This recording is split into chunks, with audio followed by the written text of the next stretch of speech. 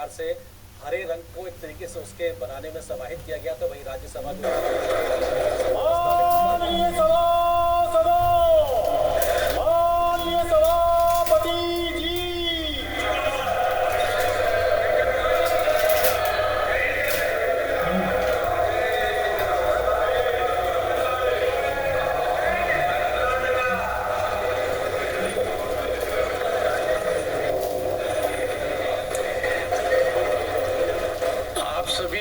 महानुभावों को गणेश चतुर्थी के इस पावन अवसर पर शुभकामनाएं।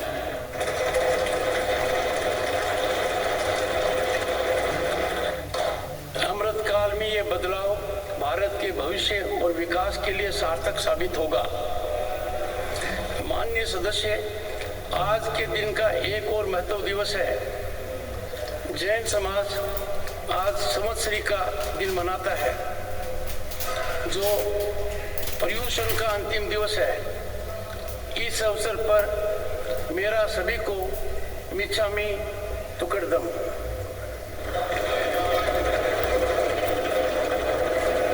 मैंने अपनी वाणी से, कर्म से, जाने अनजाने या किसी भी तरीके से किसी की भावना को आघात किया है, दुख पहुंचाया है, मैं आप सबका क्षमा प्रार्थी हूँ।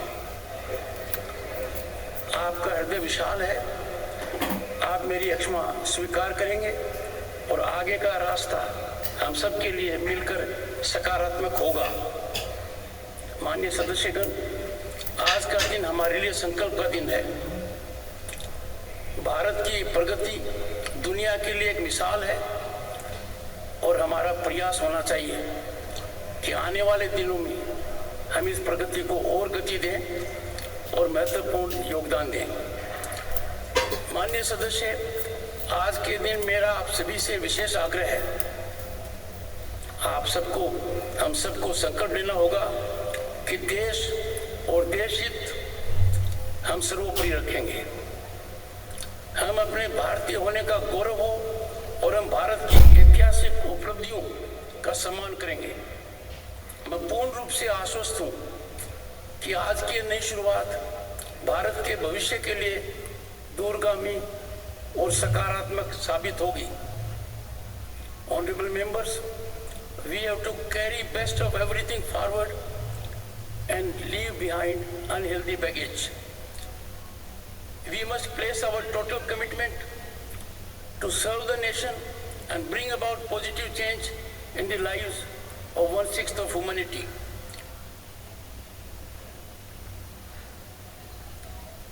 Honorable members,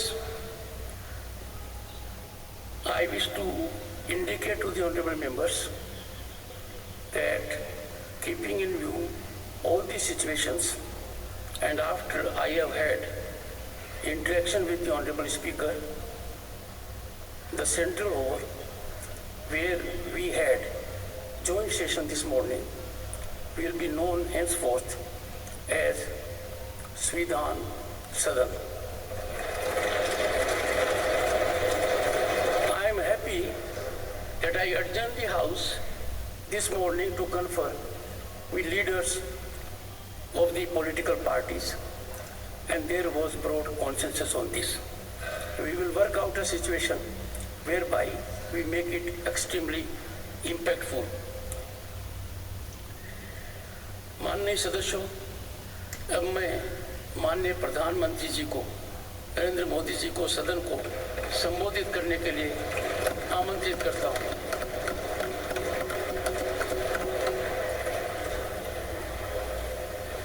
आदरणीय सभापति जी,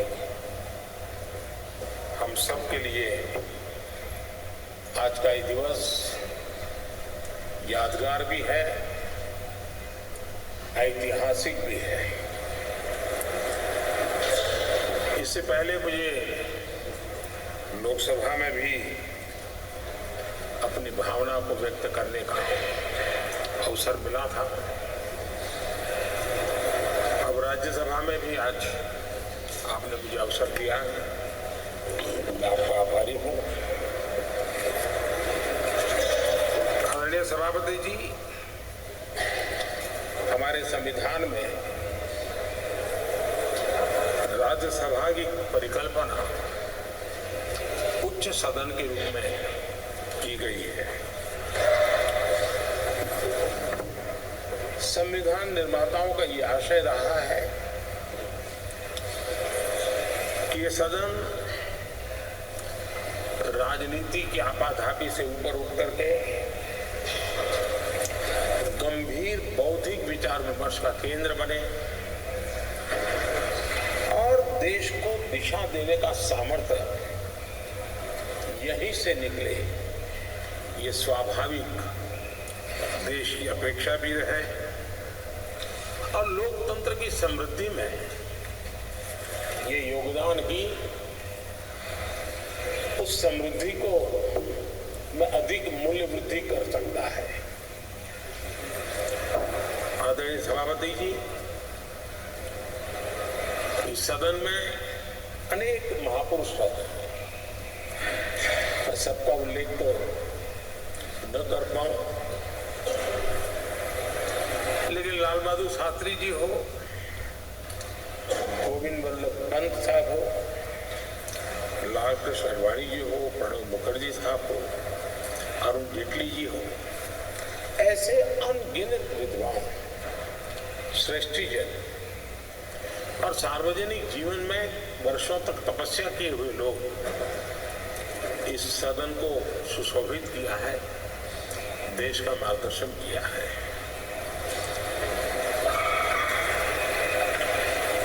ऐसे कितने ही सदस्य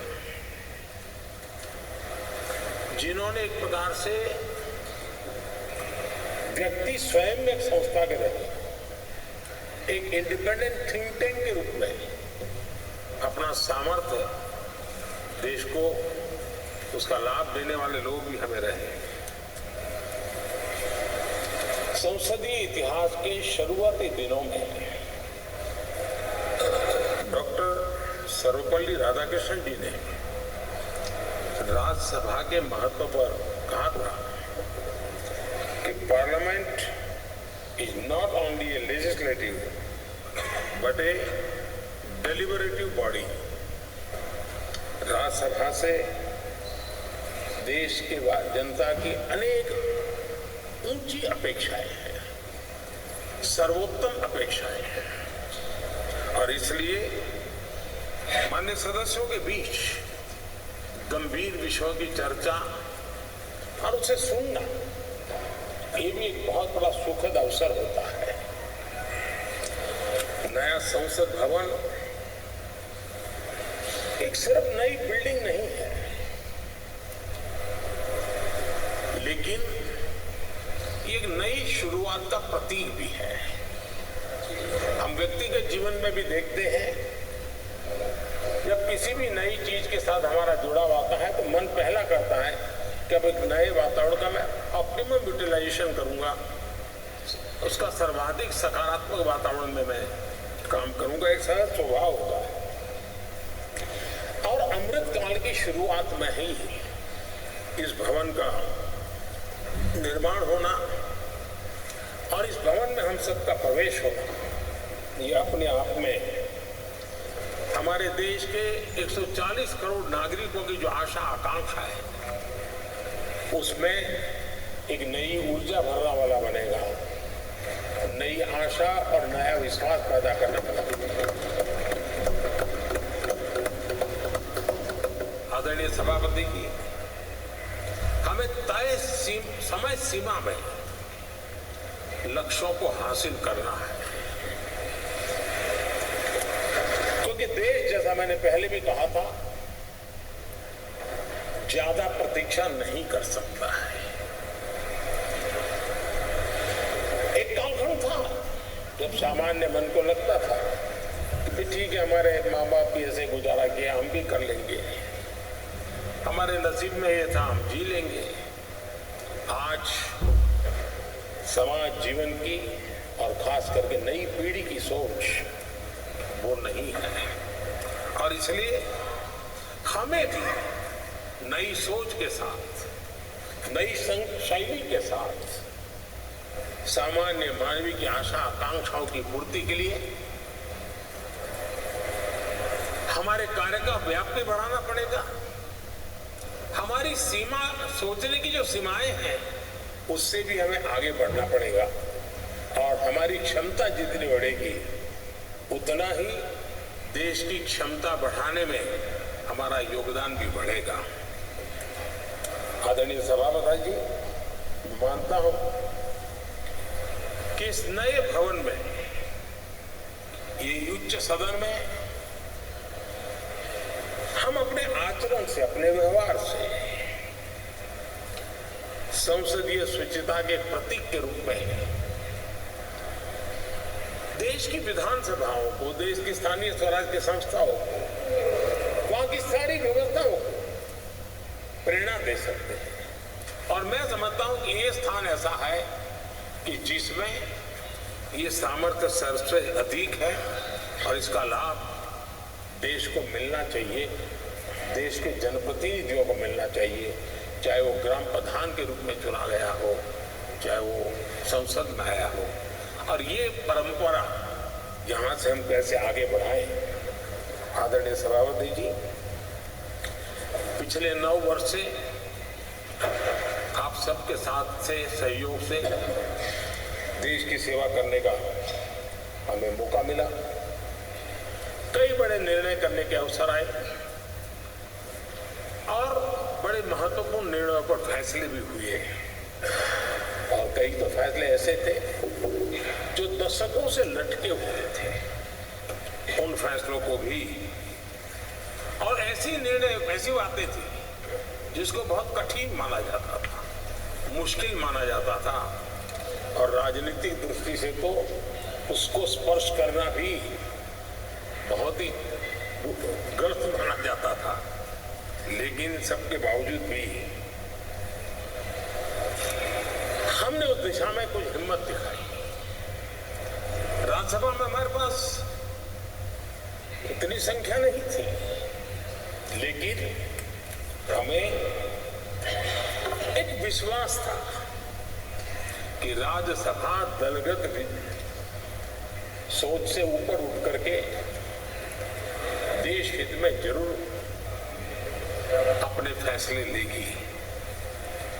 और मैं आज बड़े संतोष के साथ कह सकता हूं कि उदार सोच के परिणाम हमारे पास संख्या बल कम होने के बावजूद भी आप सभी माननीय सांसदों की मैच्योरिटी के कारण, समझ के कारण, राष्ट्रहित के प्रति अपनी जिम्मेवारी के कारण आप सबके सहयोग से हम कई ऐसे कठिन निर्णय भी कर पाए और राज्यसभा की गरिमा को ऊपर उठाने का काम सदस्य संख्या के बल पर नहीं, समझदारी के सामर्थ्य पर आगे बढ़ा। इससे बड़ा संतोष क्या हो सकता है। और इसलिए मैं सदन के सभी माननीय सांसदों का, जो आज वह हैं, जो इसके पहले थे, उन सबका धन्यवाद करता हूं। आदरणीय सभापति जी, लोकतंत्र में कौन शासन में आएगा, कौन नहीं आएगा, कौन कब आएगा, ये क्रम चलता रहता है, वो बहुत स्वाभाविक भी है और वो लोकतंत्र की स्वाभाविक उसकी प्रकृति और प्रवृत्ति भी है। लेकिन जब भी विषय देश के लिए सामने आए, हम सब ने मिलकर के राजनीति से ऊपर उठ करके देश के हितों को सर्वोपरि रखते हुए कार्य करने का प्रयास किया है। आदरणीय सभापति जी, राज्यसभा एक प्रकार से राज्यों का भी प्रतिनिधित्व करती है। एक प्रकार से कोऑपरेटिव फेडरलिज्म, और अब हम जब कॉम्पिटिटिव कोऑपरेटिव फेडरलिज्म पर बल दे रहे हैं, तब हम देख रहे हैं कि अत्यंत सहयोग के साथ अनेक ऐसे मसले रहे हैं, देश आगे बढ़ा है। कोविड का संकट बहुत बड़ा था, दुनिया ने भी परेशानी झेली, हम लोगों ने भी झेली है, लेकिन हमारे फेडरलिज्म की ताकत थी, कि केंद्र और राज्यों ने मिलकर के जिससे जो बन पड़ता है बन कर करके देश की बहुत बड़े संकट से मुक्ति दिलाने का प्रयास किया। और ये हमारे कोऑपरेटिव फेडरलिज्म की ताकत को बल देता है, हमारे फेडरल स्ट्रक्चर को की ताकत उसने अनेक संकटों का सामना किया है। और हमने सिर्फ संकटों के समय नहीं, उत्सव के समय भी दुनिया के सामने भारत की उस ताकत को पेश किया है जिससे दुनिया प्रभावित हुई है। भारत की विविधता, भारत के इतने राजनीतिक दल, भारत में इतने मीडिया हाउसेस, भारत के इतना रहन सहन, बोलियां, ये सारी चीजें G20 समिट में, राज्यों में जो समिट हुई, क्योंकि दिल्ली में तो बहुत देर से आए, लेकिन उसके पहले देश के 60 के शहरों में 220 से ज्यादा समिट होना, और हर राज्य ने बढ़ चढ़ करके बड़े उत्साह के साथ विश्व को प्रभावित करें इस प्रकार से मेहमान नवाजी भी की। और जो डेलिब्रेशंस हुए उसने तो दुनिया को दिशा देने का सामर्थ्य दिखाया है। और ये हमारे फेडरलिज्म की ताकत है, और उसी फेडरलिज्म के कारण और उसी कोऑपरेटिव फेडरलिज्म के कारण आज हम यहाँ प्रगति कर रहे हैं। आदरणीय सभापति जी, इस नए सदन में भी, नई हमारी इस पार्लियामेंट बिल्डिंग में भी उस फेडरलिज्म का एक अंश जरूर नजर आता है, क्योंकि जब बनता था तब राज्यों से प्रार्थना की गई थी कि कई बातें ऐसी हैं जिसमें हमें राज्यों की कोई न कोई याद यहाँ चाहिए, लगना चाहिए कि ये भारत के सभी राज्यों का प्रतिनिधित्व यहाँ है। और यहाँ कई प्रकार की ऐसी कलाकृतियाँ, कई चित्र जो पूरे हमारी दीवारों की शोभा बढ़ा रहे हैं, वो राज्यों ने पसंद करके अपने यहाँ राज्य की श्रेष्ठ चीज भेजी है। यानी एक प्रकार से यहाँ के वातावरण में भी राज्य भी है, राज्यों का की विविधता भी है, और फेडरलिज्म की सुगंध भी है।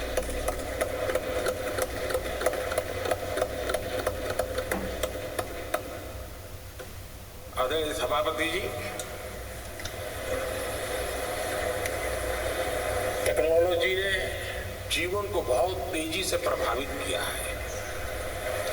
पहले जो टेक्नोलॉजी में बदलाव आते में 50-50 साल लग जाते थे, वो आजकल कुछ हफ्तों में आ जाते हैं। आधुनिकता अनिवार्यता बन गई है, और आधुनिकता को मैच करने के लिए हमने अपने आप को भी निरंतर डायनेमिक रूप से आगे बढ़ाना ही पड़ेगा, तब जाकर के उस आधुनिकता के साथ हम कदम से कदम मिलाकर के आगे बढ़ सकते हैं। आदरणीय सभापति जी, पुराने भवन में हमने, जिसको अभी आपने संविधान सदन के रूप में कहा, हमने वहां कभी आजादी का अमृत महोत्सव बड़े शान बान शान के साथ मनाया। 75 साल का हमारी यात्रा की तरफ हमने देखा भी, और नई दिशा, नया संकल्प करने का प्रयास भी शुरू किया है। लेकिन मुझे पूरा विश्वास है कि नए संसद भवन में आजादी की जब हम शताब्दी मनाएंगे, वो स्वर्ण शताब्दी विकसित भारत की होगी, डेवलप इंडिया की होगी, मुझे पूरा विश्वास है। पुराने भवन में हम 5वीं अर्थव्यवस्था तक पहुंचे थे। मुझे विश्वास है कि नई संसद भवन में हम दुनिया की टॉप 3 इकोनॉमी में स्थान प्राप्त करेंगे। पुराने संसद भवन में गरीब कल्याण के अनेक इनिशिएटिव हुए, अनेक काम हुए। नए संसद भवन में अब 100% सैचुरेशन जिसका हक है उसको पूरा मिले। आदरणीय सभापति जी, इस नए सदन की दीवारों के साथ साथ हमें भी अब टेक्नोलॉजी के साथ अपने आप को एडजस्ट करना पड़ेगा, क्योंकि अब सारी चीजें हमारे सामने आईपैड पर है। मैं तो प्रार्थना करूंगा कि बहुत से माननीय सदस्यों को अगर कल कुछ समय निकाल करके उनकी अगर परिचित करा दिया जाए टेक्नोलॉजी से तो उनकी सुविधा रहेगी। वहाँ बैठेंगे, अपनी स्क्रीन भी देखेंगे, ये स्क्रीन भी देखेंगे, और टेक्नोलॉजी वाले अगर तो हो सकता है कि उनको कठिनाई ना आए। आज मैं भी लोकसभा में था तो कई साथियों को इन चीज़ों को ऑपरेट करने में दिक्कत हो रही थी। तो ये हम सबका दायित्व है कि हम उसमें सबकी मदद करें। तो कल कुछ समय निकाल करके अगर ये हो सकता है तो अच्छा होगा। आदरणीय सभापति जी, इस डिजिटल का युग है। हमने इस सदन से भी उस चीजों से आदतन हमारा हिस्सा बनाना ही होगा। शुरू में थोड़ा दिन लगता है, लेकिन अब तो बहुत सी चीजें यूजर फ्रेंडली होती है, बड़े आराम से इन चीजों का अडॉप्ट किया जा सकता है। इसको करें। मेक इन इंडिया एक प्रकार से ग्लोबली गेम चेंजर के रूप में हमने इसका भरपूर फायदा उठाया। और मैंने कहा वैसे नई सोच, नया उत्साह, नया उमंग, नई ऊर्जा के साथ हम आगे बढ़कर के कर सकते हैं। आदरणीय सभापति जी, आज नया संसद भवन देश के लिए एक महत्वपूर्ण ऐतिहासिक फैसले का साक्षी बन रहा है। अभी पार्लियामेंट लोकसभा में एक बिल प्रस्तुत किया गया है, वहां पर चर्चा होने के बाद यहाँ भी आएगा। नारी शक्ति के सशक्तिकरण की दिशा में जो पिछले अनेक वर्षों से महत्वपूर्ण कदम उठाए गए हैं, उसमें एक अत्यंत महत्वपूर्ण कदम आज हम सब मिलकर के उठाने जा रहे हैं। सरकार का प्रयास रहा ईज ऑफ लिविंग का, क्वालिटी ऑफ लाइफ का। और जब ease of living, quality of life की बात करते हैं तो उसकी पहली हकदार हमारी बहनें होती हैं, हमारी नारी होती है। उसी को सब चीजें झेलनी, और इसलिए हमारी प्रयास रहा है और राष्ट्र निर्माण की उनकी भूमिका बढ़े, ये भी हमारी उतनी ही जिम्मेवारी है। अनेक नए नए सेक्टर्स हैं जिसमें महिलाओं की शक्ति, महिलाओं की भागीदारी निरंतर सुनिश्चित की जा रही है। माइनिंग में बहनें काम कर सके, निर्णय हमारे ही सांसदों की मदद से हुआ।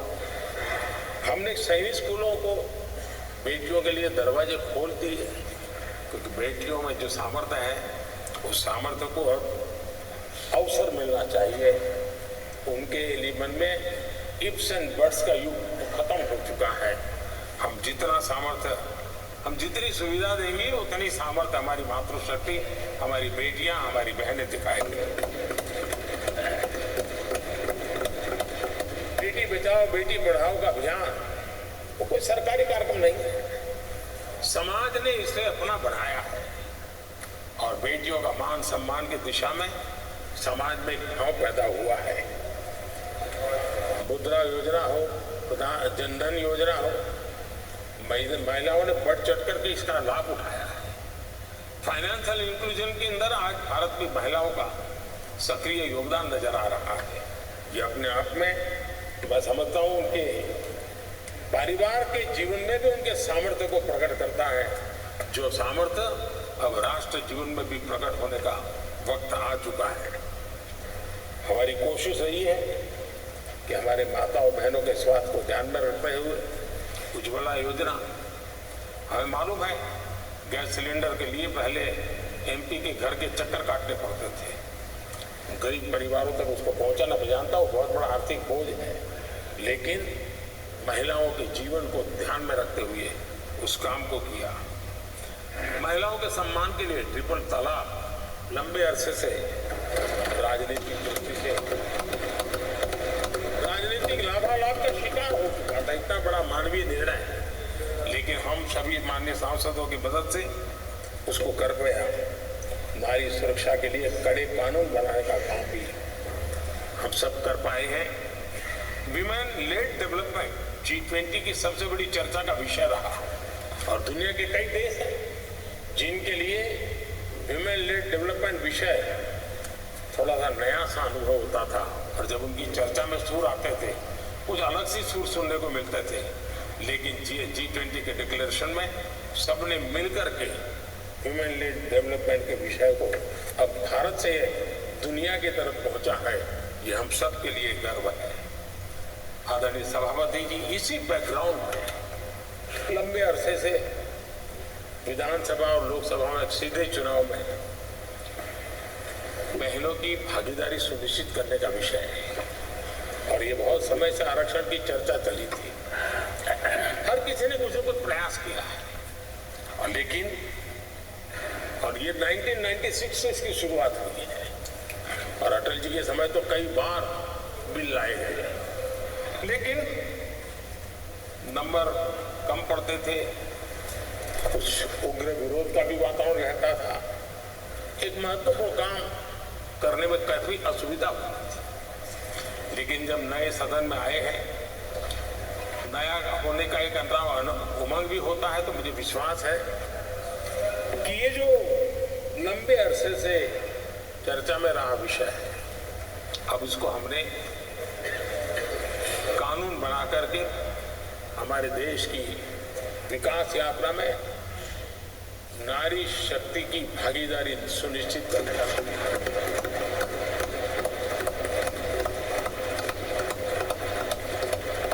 और इसके लिए नारी शक्ति बंधन अधिनियम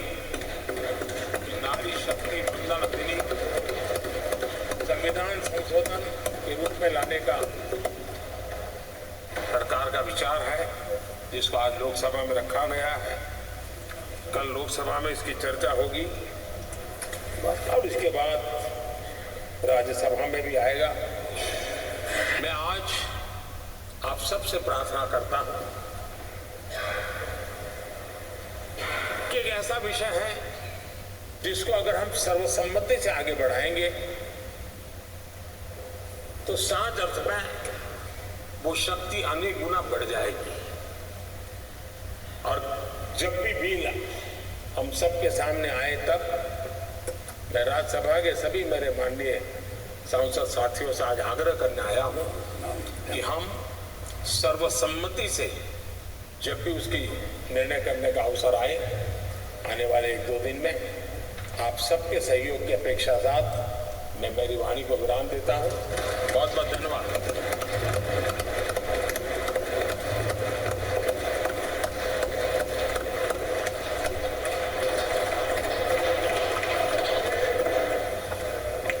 माननीय सदस्यों, मैं माननीय विपक्ष के नेता श्री मल्लिकार्जुन खड़गे जी को सदन को संबोधित करने के लिए आमंत्रित करता हूं।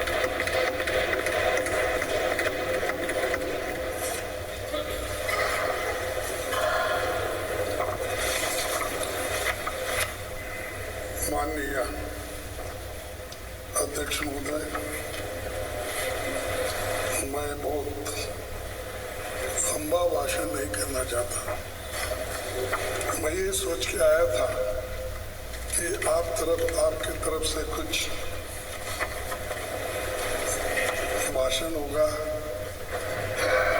और उसके बाद में हम सब लोगों को आप रिहा करेंगे। आज ऐसी सोच मेरी थी, वो गलत हो गया। लेकिन एक बात तो है, आज भारत के प्रधानमंत्री जी, भारत के पहले प्रधानमंत्री जी बहुत लंबित भाषण 2-3 आज उनके हो गए। एक तो पार्लियामेंट में हो गया, एक तो ज्वाइंट वहाँ पर सेंट्रल हॉल में, अब फिर यहाँ पर। तो उन्होंने जो कुछ कहा, एक बात तो वो क्रेडिट हमको देते नहीं, लेकिन मैं उनके नोटिस को लाना चाहता हूँ कि वुमेन रिजर्वेशन बिल ये ऑलरेडी पास्ड इन 2010, लेकिन इसको बाधा आ गई तो उसमें वही रुक गया हूँ। लेकिन ये पहले थोड़ा बैकवर्ड क्लासेस को रिजर्वेशन देने की बात थी। शेड्यूल कास्ट तो इजी था उनका, क्योंकि उनको ऑलरेडी कॉन्स्टिट्यूशनल रिजर्वेशन रहने की वजह से 1/3 इजीली उसमें आता था। लेकिन बैकवर्ड क्लासेस और उनको इसमें जरा थोड़ी सी आगे पीछे होने का संभव इसलिए है कि अनलेस कॉन्स्टिट्यूशनल अमेंडमेंट 1/3 बैकवर्ड को देने का अगर नहीं होता तो नेचुरली वहाँ के महिलाओं को नहीं मिलता। और अगर आप नहीं करेंगे तो सिर्फ उन बैकवर्ड क्लासेस को अन्याय होगा। क्यों अन्याय होगा कि चुन चुन के लोग ऐसा करते हैं हमेशा लेडीज के लिए, यानी बैकवर्ड क्लास के लेडीज में, शेड्यूल कास्ट लेडीज में उतने पढ़े लिखे नहीं हैं और उनकी लिटरेसी ये भी साक्षरता भी कम है। वो कम रहने की वजह से और सभी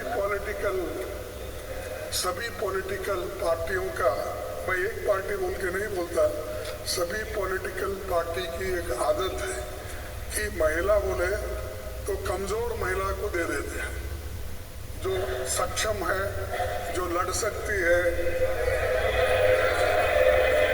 अरे सुनो तुमको, अरे आप टिकट 1/3 टिकट लेते हुए बैठिए, यहाँ 1/3 की बात चल रही है।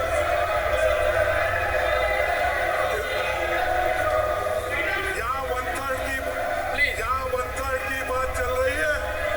मुझे मालूम है शेड्यूल कास्ट के लोगों को, बैकवर्ड के लोगों को किस ढंग से पार्टियां चुनती है। मैंने तो आपको बोल रहा कुछ नहीं बोला।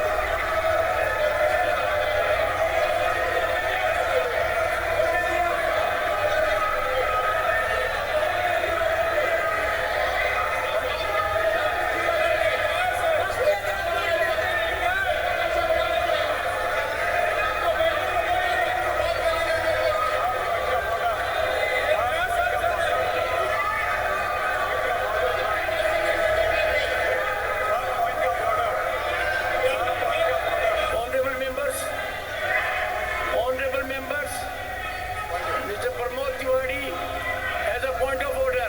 Please sit down. Please, Mr. Tiwari has a point of order. And Mr. Tiwari, under which rule? Sir, अगर सदन के सामने कोई चीज हो, सदन के सामने कोई चीज You हो, are raising point of order. सदन के सामने कोई चीज हो तो Please, under which rule? जब leader of opposition Okay, we will continue. खड़े हुए तो सदन Leader of में the क्या होगा? opposition. हमने Mr. Khadge, Mr. Khadge, Honorable Leader of the Opposition.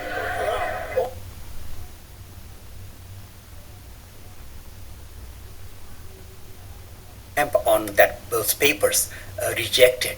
Oh no. And she told me that, Mr. Thanadar, I cannot give you a visa. I'm not convinced you should get a visa. And I had all these aspirations and, everything depended on getting that student visa. Sad. Yeah.